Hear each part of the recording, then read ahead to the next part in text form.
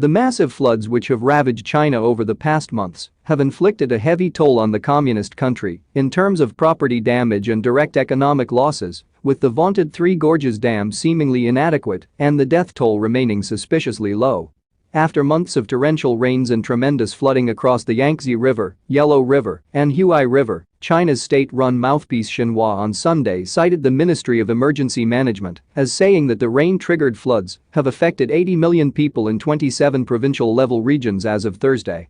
Despite the vast scale of the disaster unfolding across China, the government is reporting a miraculously low 590 dead or missing. Xinhua says that 3.76 million people have been evacuated from flood-ravaged areas.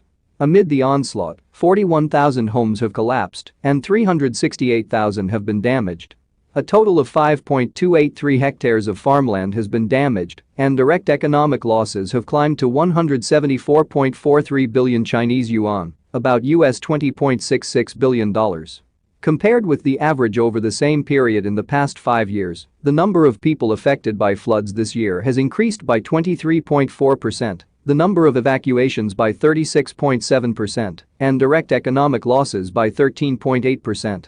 Meanwhile, the number of dead and missing persons reported has decreased by 53.9%, and the number of collapsed houses has reportedly dropped by 68.4%.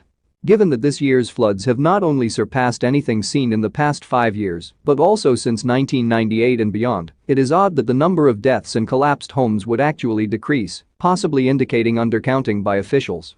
Although it is predicted that the heavy rainfall in the middle and lower reaches of the Yangtze River will ease on Wednesday, the official Weibo page of China's Ministry of Emergency Management (MEM) stated that the government has decided to maintain the secondary flood control response on the Yangtze and Huai rivers, as well as required key areas to the north, so as to strengthen flood prevention.